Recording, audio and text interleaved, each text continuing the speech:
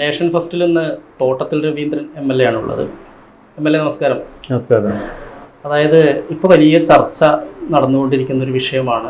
അതായത് സച്ചിദാനന്ദ സ്വാമി പറഞ്ഞിരിക്കുന്നു, ഈ ക്ഷേത്രങ്ങളിൽ വസ്ത്രം ഉപയോഗിക്കുന്നതുമായി ബന്ധപ്പെട്ടുള്ള വിവാദം. അതായത് ആദ്യം മേൽവസ്ത്രം ഷർട്ട്, ആണുങ്ങൾ ഷർട്ട് ധരിക്കേണ്ടതില്ല എന്നുള്ള രീതിയിലേക്ക് ഒരു ചർച്ച വരുന്നു. മുഖ്യമന്ത്രി ഉൾപ്പെടെ അത് പറയുന്നു.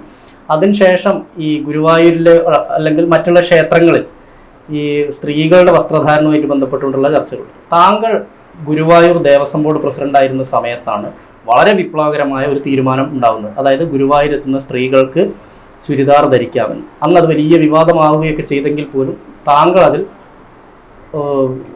ഉറച്ച ആ നിലപാടിൽ ഉറച്ചു നിന്നു. സർക്കാരും താങ്കൾക്കൊപ്പം ഉണ്ടായിരുന്നു. എങ്ങനെയാണ് അതിനെ കാണുന്നത്?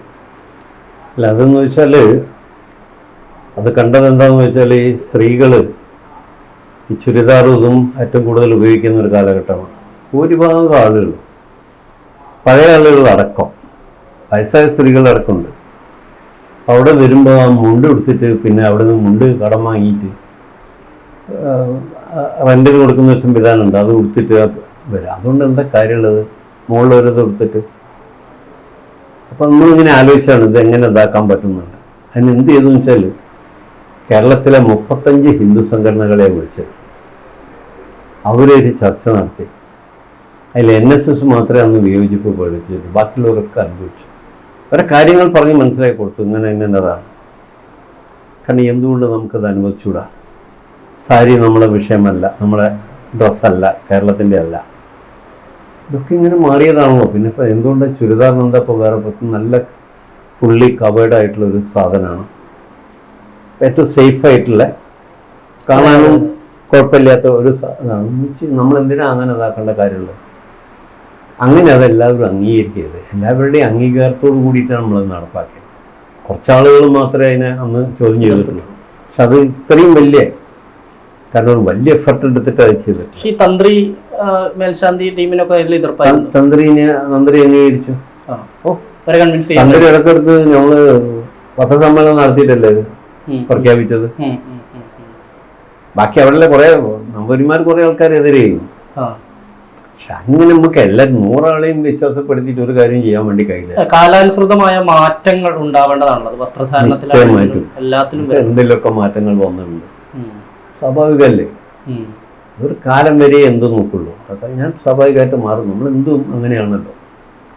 ഇപ്പൊ പത്മനാഭ സ്വാമി ക്ഷേത്രത്തിലേക്ക് വിവാദം അറിഞ്ഞല്ലോ. അവിടെയും ഇതുപോലെ തന്നെ ഈ അതിന്റെ മുകളിൽ കൂടെ മേൽവസ്ത്രം ചുറ്റിക്കൊണ്ട് അതിലൊക്കെ ഒരു മാറ്റം തെറ്റായ ഒരു നടപടിയാണ്. പിന്നെ ശരിക്കും പറഞ്ഞ, പക്ഷെ അത് കുറെ ആളുകൾ ബോധ്യപ്പെടുത്തിക്കൊണ്ടേ ചെയ്യാൻ കഴിയുള്ളതാണ്. കാരണം അല്ലെങ്കിൽ വിശ്വാസികൾ എന്ന് പറഞ്ഞാൽ മറ്റൊന്നിനെ കുറിച്ച് ചിന്തിക്കില്ല. മനസ്സിലായ കാലാകാലങ്ങളായിട്ട് ഒരു ശീലിച്ചു വന്നൊരു പെട്ടെന്നൊരു ദിവസം അങ്ങനെയല്ല എന്ന് പറയുമ്പോൾ ഒരു ചെറിയത് ഉണ്ടാവും. എല്ലാം അങ്ങനെ മാറിയതാണല്ലോ ഇപ്പൊ. അതെ, അത് കാലങ്ങൾ എടുത്ത് ആ കാലങ്ങളോട് കൂടിയിട്ടാണ്. അല്ല ഒരു ദിവസം പെട്ടെന്ന് രാവിലെ അങ്ങോട്ട് ആയതല്ലല്ലോ. കാരണം അവരുടെ മനസ്സിൽ ഒരു ഉൾപ്പെടുത്തി കൊണ്ട് ചെയ്യണ്ട. കാരണം അവരെയും കൂടി ഒന്ന് ബോധ്യപ്പെടുത്തിയിട്ട്. കാരണം ഞാൻ അങ്ങനെ ചെയ്തത് 35 ഹിന്ദു സംഘടനകൾ കേരളത്തിലെ, അവരെ 35 ഹിന്ദു സംഘടനകളെ ഉണ്ടായിരുന്നുള്ളൂ. ആ 35 സംഘടനകളെയും വിളിച്ചിട്ട് വിശദമായിട്ട് ചർച്ച ചെയ്തിട്ട് അവരെ ഞാൻ ബോധ്യപ്പെടുത്തി കൊടുത്തു. RSS എതിർത്തില്ല. പിന്നെ പക്ഷെ ആരും വേറെ ഇല്ല. NSS മാത്രമേ അന്നൊരു ഇപ്പം എന്താ പറയുക, ഇപ്പോൾ സംഘടന എന്നുള്ള ആൾക്ക് നമുക്ക് അതിനോട് യോജിക്കാൻ പറ്റില്ല എന്നാണ് പഴയ രീതിയിലാണ്. അല്ല, പിന്നെ നാരായണ പണിക്കരൊന്നും വന്നിട്ടില്ല.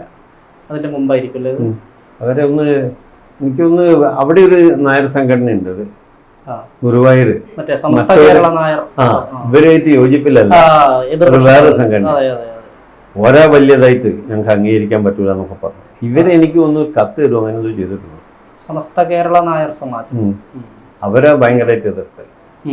പക്ഷെ അത് നമ്മളങ്ങനെ 34 ആളും അംഗീകരിച്ചില്ല, ഒരാൾ അംഗീകരിച്ചല്ലോ എന്നുള്ള ചോദ്യം ഇല്ല ഇതിനകത്ത്.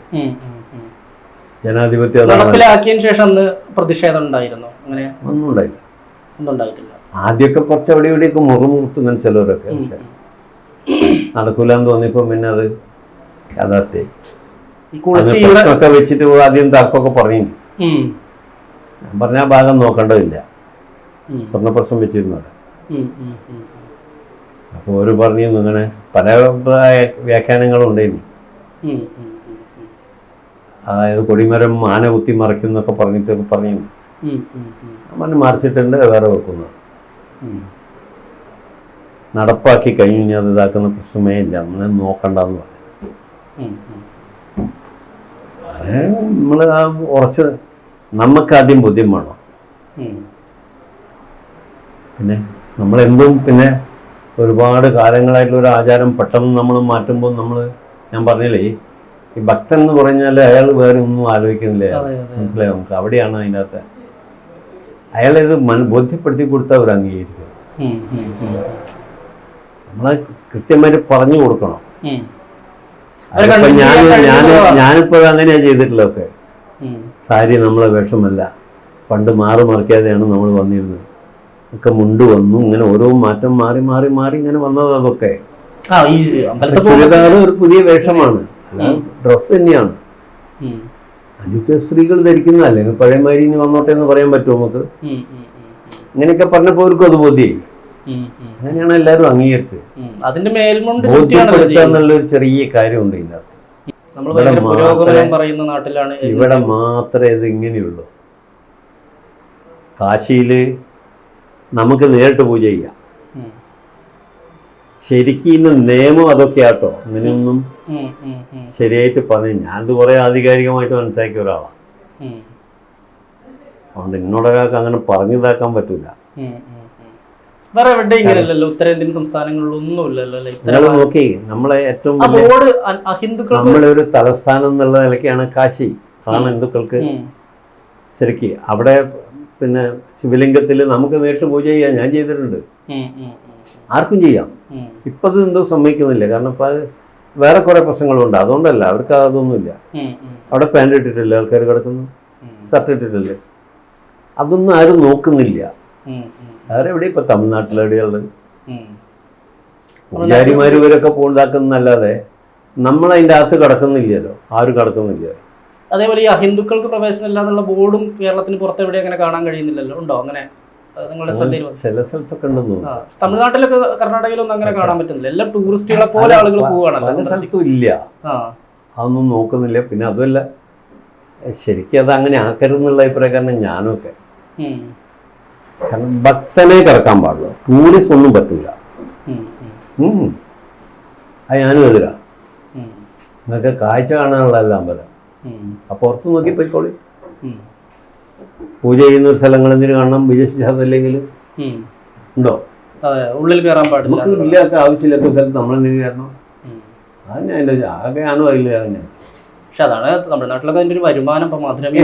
വേറൊരു കാര്യം, വരുമാനം തിരുവണ്ണാമല ആയിക്കോട്ടെ, ഗുരുവായൂർ ഇതൊക്കെ ഇത്രയും വലിയ സ്ട്രിക്റ്റ് ആയിട്ടും വരുമാനം എത്രയാ?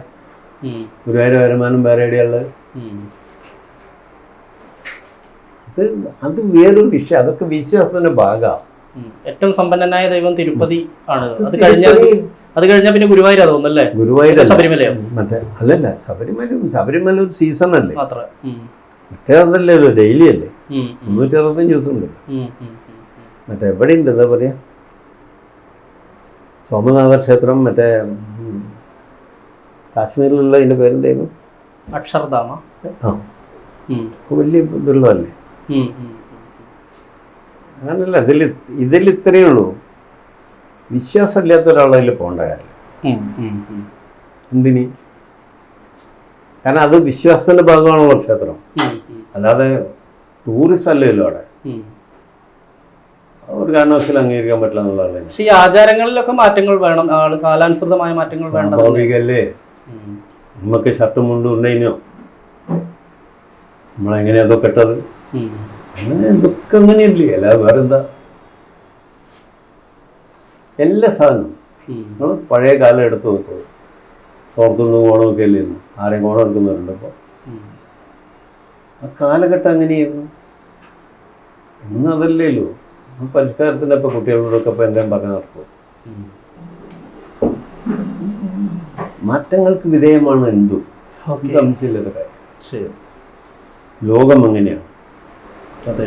തീരെ നിഷേധിക്കാനൊന്നും പറ്റില്ല. പക്ഷെ അനാവശ്യമായിട്ടൊരു തെറ്റായൊരു വികാരത്തിലേക്ക് നമ്മൾ കൊണ്ടുപോകണ്ടെന്ന് മാത്രം സമന്വയത്തോട് കൂടിയിട്ട് ആളുകൾ നമ്മൾ പറഞ്ഞ് ബുദ്ധിപ്പെടുത്തി പെട്ടെന്നൊരു ദിവസം എടുക്കാവുന്ന ഒരു തീരുമാനങ്ങളല്ല. അതുകൊണ്ടാണ് ഞാനൊക്കെ അങ്ങനെ ചെയ്തത്. അല്ല, ഇപ്പോൾ അവിടെ ബോർഡിന് അധികാരമുണ്ട് തീരുമാനം എടുക്കും. പക്ഷെ അങ്ങനെ അവിടെ ഒരു കച്ചറയായിട്ട് ഇപ്പോൾ അത് ശരിയില്ല. അങ്ങനത്തെ ഒരു സ്ഥലം അല്ലല്ലോ തോന്നുന്നു. ഇപ്പോൾ സച്ചിദാനന്ദ സ്വാമി പറഞ്ഞാൽ വേറെ ഇതൊന്നും ഇല്ല ശരിക്കും. ഞാൻ പല സ്ഥലത്തും പ്രസംഗിക്കാറുണ്ട്, ഷർട്ടിട്ട് കിടക്കുന്നുണ്ട്, ഒരു തെറ്റുമില്ല. പക്ഷെ അത് നിങ്ങൾ ബോധ്യപ്പെട്ടപ്പോൾ ഈ അടുത്തൊരു അമ്പലത്തിൽ ഞാൻ ഒരു പരിപാടി ഉണ്ട്, കുറച്ച് ഒരു മാസമായി. അവിടെ ഞാൻ പ്രസംഗിച്ചു. ഞാൻ പറഞ്ഞു, നിങ്ങളിവിടെ ചെയ്യണം എന്നല്ല കേട്ടോ, പക്ഷെ നിങ്ങളിത് ആലോചിക്കേണ്ടതാണ്. അല്ലാതെ ഒരു അടിച്ചേൽപ്പിക്കാൻ കഴിയില്ലല്ലോ. നമ്മളത് ശരി രീതിയല്ലല്ലോ ശരിക്കും. മാറും, നാളെ അത് നടപ്പിലാവും. ഇവിടെ കേരളത്തിൽ തന്നെ പല ക്ഷേത്രങ്ങളിലും ഷർട്ടും പാൻറ്റും ഒക്കെ ഇട്ട് കിടക്കുന്നുണ്ട്. ഒരു ഇതുമില്ലല്ലോ. എല്ലാവിധ ക്ഷേത്രങ്ങളും പലതരം ക്ഷേത്രങ്ങളുണ്ട്. ഗുരുവായൂരാ കുറേ കൂടെ സ്ട്രിക്റ്റ്.